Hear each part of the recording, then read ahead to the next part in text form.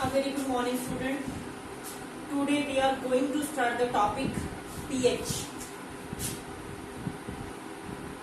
कौन सा topic start करने जा रहे हैं हम? pH. ठीक है. pH का मतलब क्या होता है? सबसे पहले देखिए pH का मतलब क्या होता है? Power of H plus ion. क्या होता है? Power of hydrogen ion. ठीक है स्टूडेंट, क्या होता है पीएच का? Power of hydrogen ion. ठीक है.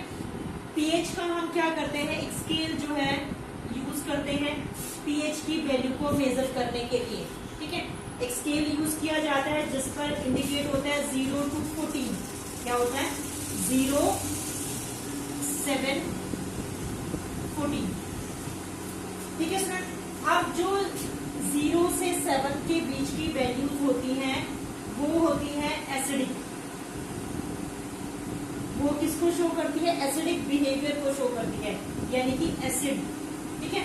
और ये किसको शो करती है? बेसिक बिहेवियर को. किसको शो करती है? बेसिक बिहेवियर को.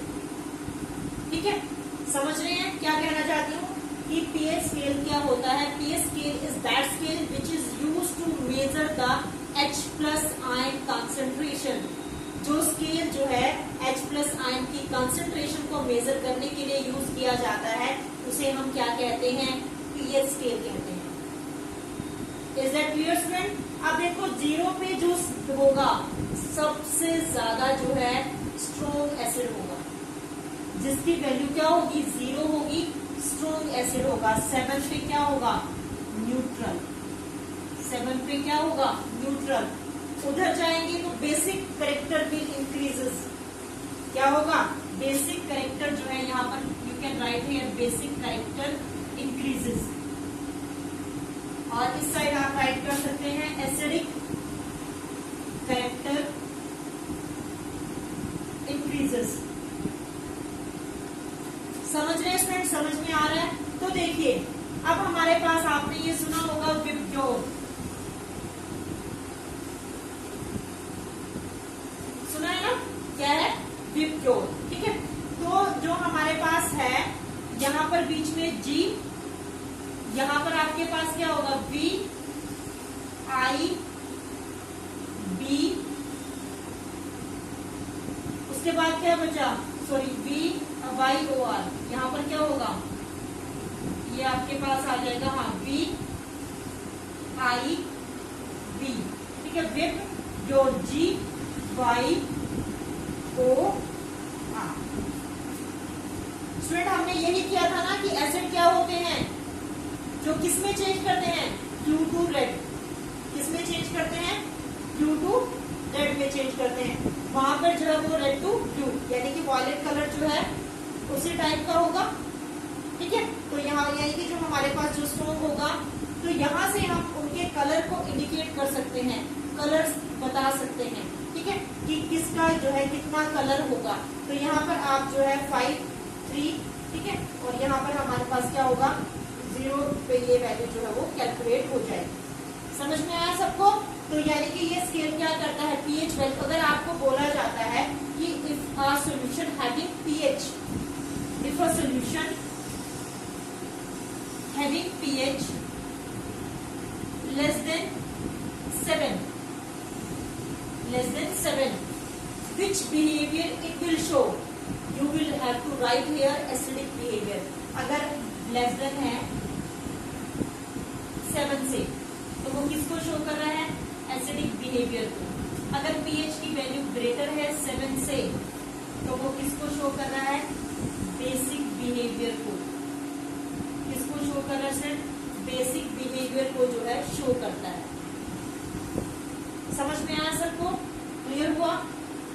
Is it clear to everyone कि ये क्या है? PH scale. तो इसको बना ले और उसके बाद स्टूडेंट पीएच की डेफिनेशन लिखें. ठीक है. देखो पीएच की definition.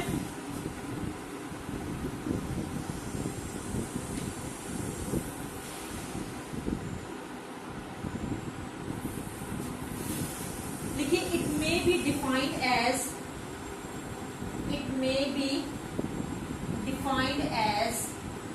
the magnitude defined as the magnitude of the negative power to which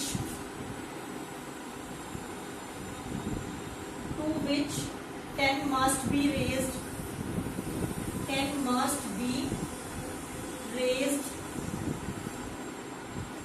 to express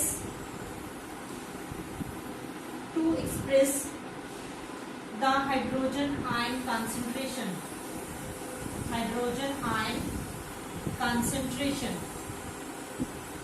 समझ में आया स्टूडेंट? यानी कि ये क्या है, magnitude of the negative power. देखो स्टूडेंट, पीएच का फॉर्मूला होता है minus log of H plus concentration. ठीक है, अब जो यहाँ पर एच की कॉन्सेंट्रेशन होती है वो 10 की पावर में होती है।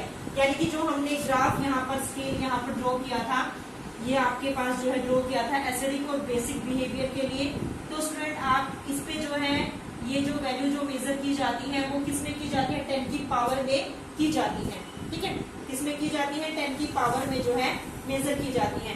तो हमारे पास जो स्टूडेंट वैल्यूज रहेंगी वो क्या रहेंगी, देखिए यहाँ पर अगर आपके पास 0 है तो यहाँ पर कितना होगा एसिड के लिए, 10 की पावर 0 कितना होगा, 10 की पावर 0। उसके बाद यहाँ पर कितना आ जाएगा, 10 की पावर -1, 10 की पावर -2, यानी कि यहाँ पर 10 की पावर -7 हो जाएगा। और यहाँ पर कितना होगा, 10 की पावर -14। ठीक है, कितना हो जाएगा, 10 की पावर -14। समझ में आ गया? H प्लस आयन के लिए इसके बारे में बात करें, H प्लस आयन के लिए। ठीक है, OH माइनस आयन के लिए वैल्यू क्या होगी, नेगेटिव होगी।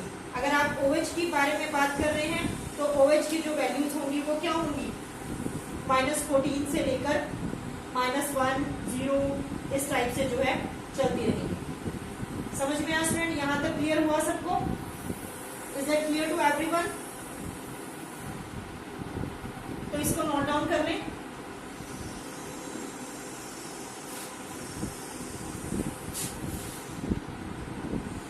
ये स्टूडेंट नेक्स्ट हमारे पास है importance of pH in everyday life, कि हमारी जो एवरीडे लाइफ में है उसका पीएच का क्या रोल है। तो स्टूडेंट सबसे पहले हमारे पास आता है प्लांट्स और एनिमल। ठीक है, किसमें आता है, in plants and animal, in plants and animal.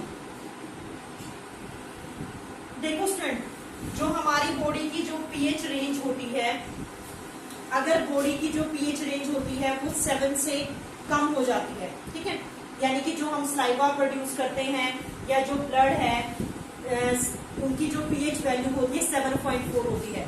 कितनी होती है, ब्लड, स्लाइवा, टीयर्स, इन सब का जो पीएच वैल्यू होता है वो कितना होता है, 10 की पावर कितना होता है, 7.4। सॉरी, पीएच कितना होता है, 7.4 होता है इनका, ब्लड का, स्लाइवा का और टीयर्स का।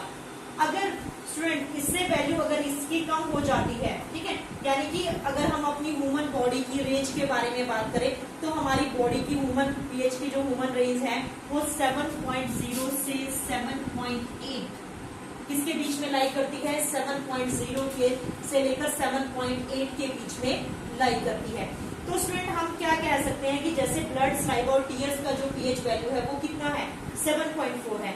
अगर पीएच वैल्यू जो है 7.0 से कम हो जाती है या 7.8 से ज्यादा हो जाती है तो लिविंग ऑर्गेनिज्म का जो है सर्वाइवल करना डिफिकल्ट हो जाता है। अगर 7.0 से कम हो जाती है और 7.8 से ग्रेटर हो जाती है तो जो लिविंग ऑर्गेनिज्म है उनका सर्वाइवल करना क्या हो जाता है, डिफिकल्ट हो जाता है। ठीक है, तो जो पीएच की वैल्यू जो है वो हमारी बॉडी के अंदर इसी रेंज में, यहाँ से क्वेश्चन अराइज हो जाता है कि हमारी बॉडी में जो पीएच की वैल्यू है वो कितनी रेंज में, तो 7.0 से 7.8। समझ में आया स्टूडेंट? अगर जब रेन होती है, बारिश होती है, अगर उसकी वैल्यू 5.6 से कम हो, पीएच की वैल्यू, अगर जो बारिश होती है, फर्स्ट टाइम जो बारिश होती है उसमें एसिड की क्वांटिटी बहुत ज्यादा होती है, अगर हम उसका पीएच का मेजर करते हैं तो अगर उसकी वैल्यू 5.6 से कम आती है तो दैट मीन्स जो है वो क्या है, एसिड रेन है। अब वो एसिड रेन जो है रिवर्स में, पॉन्ड्स में, सी में, हर जगह जो है स्प्रेड होगी। ठीक है। तो जब वो वाटर के अंदर मिक्स हो जाएगी तो वहां पर जितने भी एक्वेटिक एनिमल्स हैं, फिशेस हैं, ठीक है, और भी एनिमल्स, एक्वेटिक एनिमल्स हैं, तो उनका स्टूडेंट सर्वाइवल क्या हो जाएगा, डिफिकल्ट हो जाएगा, ठीक है। तो इसलिए जो पीएच की जो रेंज है वो 7.0 से 7.8 के बीच में ही एग्जिस्ट करे तो सर्वाइवल जो है वो बेटर रहेगा, अदरवाइज कोई ना कोई प्रॉब्लम जो है वो क्रिएट होती जाएगी। सबको समझ में आया क्या कि हमारी बॉडी की जो पीएच रेंज है वो 7.0 से 7.8 के बीच में लाई करती है। अगर इसकी वैल्यू जो है 7.0 से कम हो जाती है और 7.8 से ग्रेटर हो जाती है तो सर्वाइवल डिफिकल्ट हो जाता है। वही एसिड की, अगर एसिड रेन की जो है पीएच 5, अगर एसिड रेन का जो पीएच है वो लेस देन कितना हो जाता है, 5.6 हो जाता है, तो उस टाइम पर जो एनिमल्स जो है वाटर में रहते हैं, एक्वेटिक एनिमल्स का सर्वाइवल जो है वो डिफिकल्ट हो जाता है, इवन की उनकी डेथ भी हो सकती है ज्यादा एसिड होने की वजह से। समझ में आ गया स्टूडेंट? फर्स्ट पॉइंट सबको क्लियर हो गया कि जो पीएच का वो प्लांट्स और एनिमल्स में क्या रोल है, ठीक है, समझ में आ गया। अब स्टूडेंट सेकेंड हम बात करते हैं, सॉरी हमने यहाँ पर ह्यूमन और एनिमल्स का डिस्कस किया, ठीक है, किसका डिस्कस किया, ह्यूमन एंड एनिमल्स का डिस्कस किया। सेकेंड स्टूडेंट हम बात करते हैं प्लांट्स के बारे में, ठीक है। अब आपको पता है कि जो भी हम क्रॉप ग्रो करते हैं या जो है जितनी भी प्रोडक्शन होती है, तो स्टूडेंट जो ग्रोथ होती है प्लांट्स की, हेल्थी ग्रोथ अगर हम बात करते हैं तो उसके लिए भी जो पीएच की वैल्यू है वो क्या होनी चाहिए, स्पेसिफिक होनी चाहिए, यानी कि ना तो वो ज्यादा एसिडिक होनी चाहिए और ना ही ज्यादा बेसिक होनी चाहिए। समझ में आ गया, ठीक है। यानी कि अगर पीएच की वैल्यू ज्यादा एसिडिक है, 7 से बहुत ज्यादा कम हो जाती है, तो वहां पर क्रॉप्स जो है वो ग्रो नहीं करेंगे, और अगर बहुत ज्यादा बेसिक भी हो जाती है तो भी नहीं। तो स्टूडेंट सेकंड हम क्या बात करते हैं, प्लांट्स में बात करते हैं कि हेल्थी ग्रोथ जो है तभी होगी जब पीएच की वैल्यू क्या रहेगी, स्पेसिफिक पीएच की वैल्यू रहेगी। अगर पीएच की वैल्यू जो है ज्यादा माइनस में है, सॉरी ज्यादा एसिडिक है, बिलो देन 10 की पावर -7 है और ग्रेटर देन 10 की पावर -7 है, तो वहां पर क्या हो जाएगा, जो है एसिड और बेस की क्वांटिटी जो है वो इंक्रीज हो जाएगी। समझ में आया स्टूडेंट? थर्ड हम बहुत इंपॉर्टेंट है डाइजेस्टिव सिस्टम में, जो थर्ड हमारे पास आता है पीएच, वो क्या है, इन डाइजेस्टिव सिस्टम, इन डाइजेस्टिव सिस्टम। अब स्टूडेंट आपको पता है कि पीएच का जो है हमारे डाइजेशन में बहुत ज्यादा इंपॉर्टेंट रोल है, पता है ना, ठीक है। अब जो भी हम खाना डाइजेस्ट करते हैं, ठीक है, खाना डाइजेस्ट करते हैं, तो स्टूडेंट देखो अगर हमारे स्टमक में एसिडिटी की क्वांटिटी इंक्रीज हो जाती है, ज्यादा एसिड अगर हमने कंज्यूम कर लिया तो हमारी बॉडी में एसिडिटी की क्वांटिटी क्या हो जाती है, स्टमक के अंदर इंक्रीज हो जाती है। तो उस टाइम पर क्या होता है कि बेस दिया जाता है, ठीक है। बेस क्या दिया जा सकता है, इनो यूज करते हैं एसिड को जो है न्यूट्रलाइज करने के लिए, रिलीव करने के लिए, ठीक है, या हम जो है मिल्क ऑफ मैग्नीशियम हमारे पास आता है जो इसको न्यूट्रल करने में यूज किया जाता है, ठीक है स्टूडेंट। तो यानी कि जो है पीएच का हमारे डाइजेस्टिव सिस्टम में भी बहुत ज्यादा रोल है। अगर एसिड की क्वांटिटी ज्यादा इंक्रीज हो जाएगी तो हमारे जो स्टमक में एसिडिटी की क्वांटिटी बढ़ जाएगी, और एसिडिटी की क्वांटिटी को जो है न्यूट्रल करने के लिए किसका यूज किया जाएगा, एसिड की क्वांटिटी को न्यूट्रल करने के लिए हम क्या लेंगे, इनो लेंगे, या फिर मिल्क ऑफ मैग्नीशिया या फिर कोल्ड मिल्क जो है वो लिया जा सकता है, बेकिंग सोडा जो है वो यूज किया जा सकता है एसिडिटी को न्यूट्रलाइज करने में। नेक्स्ट स्टूडेंट हमारे पास आता है इन टूथ डीके, फोर्थ क्या आता है, इन टूथ डीके, ठीक है। टूथ डीके का मतलब क्या है, दांत टूटना शुरू हो जाते हैं, यानी कि अगर हमारे बॉडी का जो पीएच लेवल है वो बैलेंस नहीं हो पाता, ठीक है, पीएच वैल्यू जो है वो बैलेंस नहीं हो पाती, तो वहां पर क्या हो जाता है, उस टाइम पर टूथ डीके स्टार्ट हो जाता है, दांत टूटने शुरू हो जाते हैं। तो इसको प्रिवेंट करने के लिए क्या करना चाहिए, इसको प्रिवेंट करने के लिए हमें क्या करना चाहिए, अपने जो है जो टीथ है उनको क्लीन रखना चाहिए, टूथपेस्ट जो है का यूज करना होगा, ठीक है, प्रॉपरली जो है टूथब्रश करना होगा, तो तभी हम जो है पीएच को क्या कर सकते हैं, मेंटेन कर सकते हैं। अदरवाइज अगर पीएच की वैल्यू जो है वो 5.4 से कम हो जाती है तो टूथ डीके से होना स्टार्ट हो जाता है। समझ में आया स्टूडेंट? नेक्स्ट हमारे पास आता है फिफ्थ कि जो है सेल्फ डिफेंस, क्या आता है, self defence, self defence of animals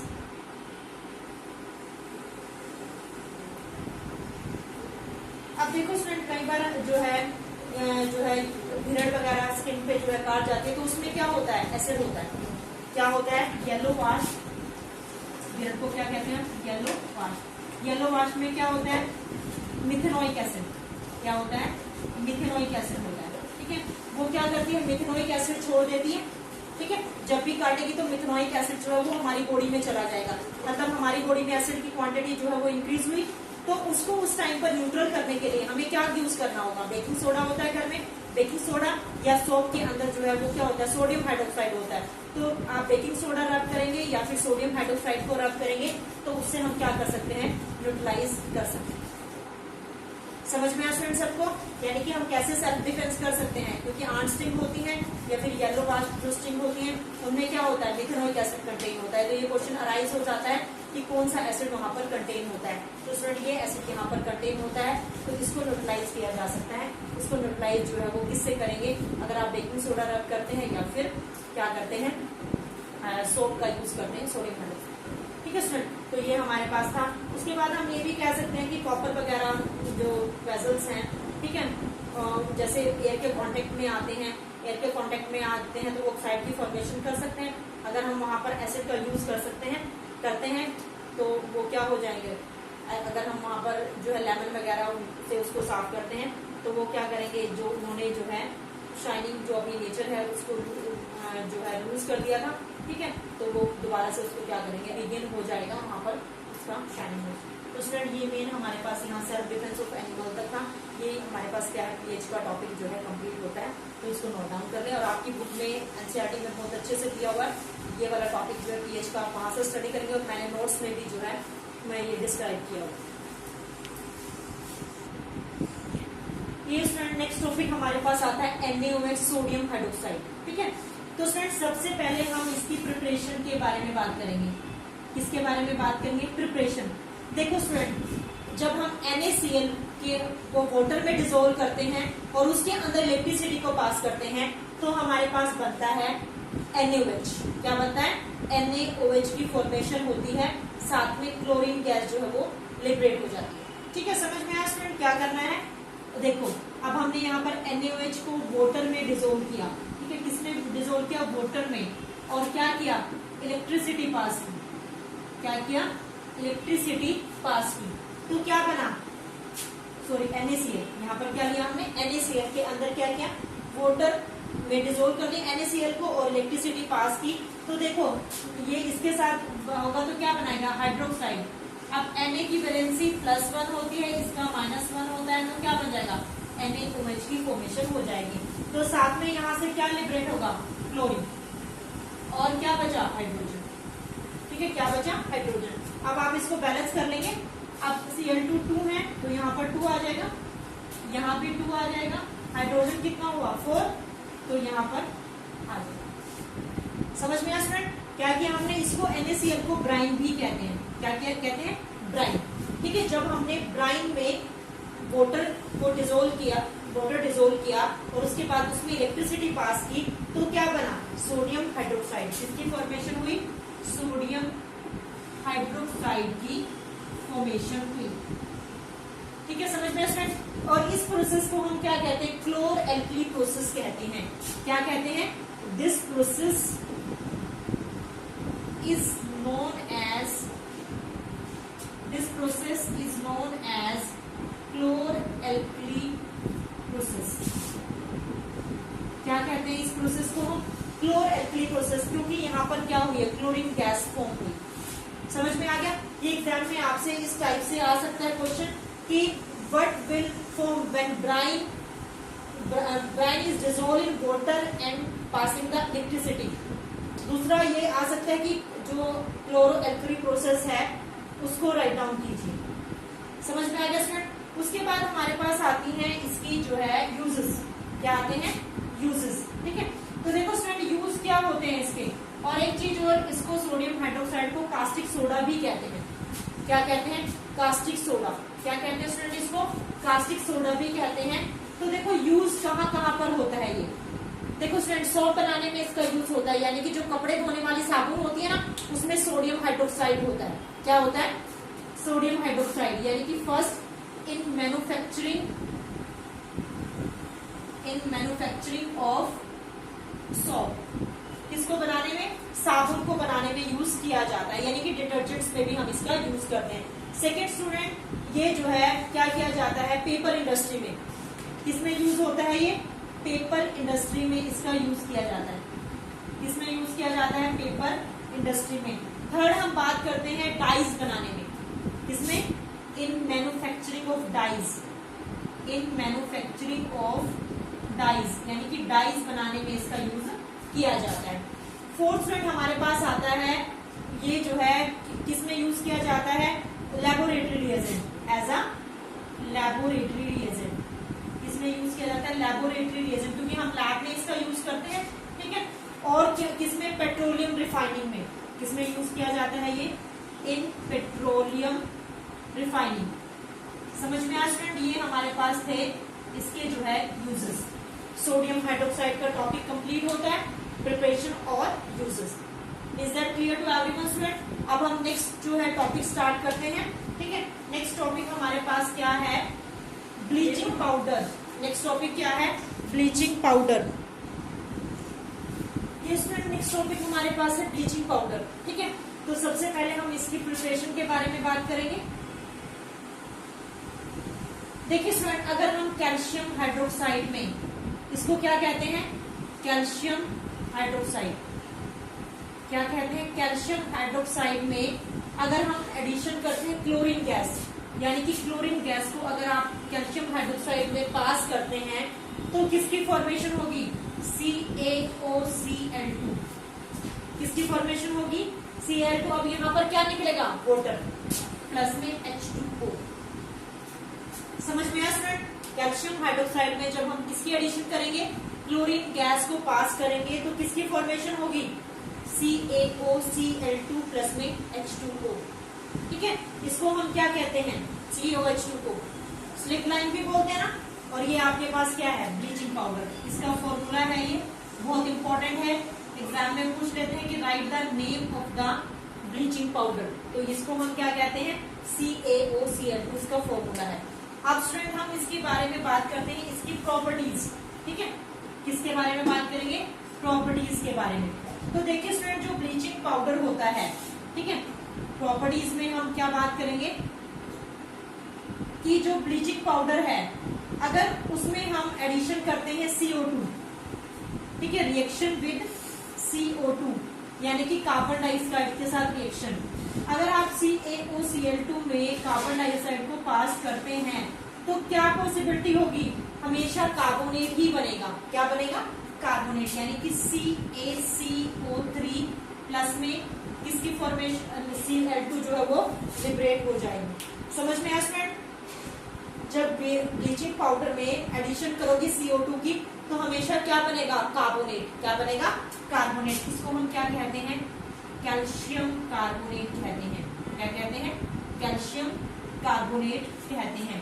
और स्टूडेंट ये जो ब्लीचिंग पाउडर होता है ये येलोइश व्हाइट पाउडर होता है। कैसा होता है, येलोइश जो है व्हाइट पाउडर होता है। सेकेंड हम क्या लिखेंगे, it is a yellowish white powder, it is yellowish white powder. समझ में आया स्टूडेंट? थर्ड हम बात करते हैं जब ये एसिड के साथ रिएक्शन करता है, रिएक्शन विद एसिड, यानी कि जब हम CaOCl2 में HCl को ऐड करते हैं, किसको ऐड करते हैं, HCl को ऐड करते हैं तो स्टूडेंट क्या बनेगा, Ca के साथ डिस्प्लेसमेंट रिएक्शन हो जाएगी, यानी कि CaCl2 कैल्शियम क्लोराइड, और क्या निकलेगा, हाइड्रोजन है तो वाटर भी निकलेगा, तो इसको बैलेंस करना पड़ेगा। यहाँ से निकलेगा वाटर और क्या बचा है यहाँ पे Cl2, क्लोरीन गैस जो है वो फॉर्म हो जाएगी। समझ में आया स्टूडेंट? यहाँ पर अगर H2SO4 भी होता तो Ca के साथ आ जाता है SO4 वाटर। जैसे देखो अगर यहाँ पर CaOCl2 में H2SO4 भी है तो C के साथ कौन आएगा, SO4, CaSO4, और यहाँ से क्या लिबरेट होगा, H2O प्लस में Cl2। समझ में आया स्टूडेंट? ये थी हमारे पास इसकी केमिकल प्रॉपर्टीज, ठीक है। क्या थी, chemical properties and physical properties. अब स्टूडेंट हम बात करते हैं यूजेस की, किसके किसके बारे में बात करते हैं, यूजेस के बारे में बात करते हैं। आपको पता है ब्लीचिंग पाउडर का नाम ही ब्लीच करना है, ठीक है, यानी कि ये फैब्रिक को ब्लीच करने के लिए, कॉटन, किसको, fabric, in the bleaching of the fabric, in bleaching of fabrics, cotton वगैरह, लिनन वगैरह, ठीक है, उसमें फैब्रिक्स में आ जाएगा। दूसरा स्टूडेंट ये जो है it is use as a laboratory reagent, use as a laboratory reagent, हम इसको क्या करते हैं, लैबोरेटरी रिएजेंट, लैब में भी यूज करते हैं। थर्ड स्टूडेंट, ये जो है जो जर्म्स हैं उनको किल करने के लिए यूज किया जाता है, यानी कि इट इज अ डिसइंफेक्टेंट। क्या है ये, it is used as a disinfectant, ठीक है, क्या है ये, जो है डिसइंफेक्टेंट की तरह यूज किया जाता है to kill the germs, to kill the germs, germs को किल करने के लिए यूज किया जाता है, ठीक है, यानी कि किसमें, मोटर में, ठीक है, इन मोटर। समझ में आ गया स्टूडेंट। और क्या कर सकते हैं, bleaching of the clothes, wash cloth, use as a bleaching of washed clothes, ठीक है, यानी कि वॉश्ड क्लोथ्स को जो है ब्लीच करने में भी हम इसका क्या करते हैं, यूज करते हैं। समझ में आया स्टूडेंट। तो ये हमारे पास थे इसके यूजेस ब्लीचिंग पाउडर के, बहुत इंपॉर्टेंट है, एग्जाम में जो है इसकी प्रिपरेशन पूछ लेते हैं, या फिर right the formula of the bleaching powder, ये आ सकता है एग्जाम के पॉइंट ऑफ व्यू से। ब्लीचिंग पाउडर जो है वो काफी इंपॉर्टेंट। समझ में आ गया स्टूडेंट, इसको नोट डाउन कर ले जल्दी से।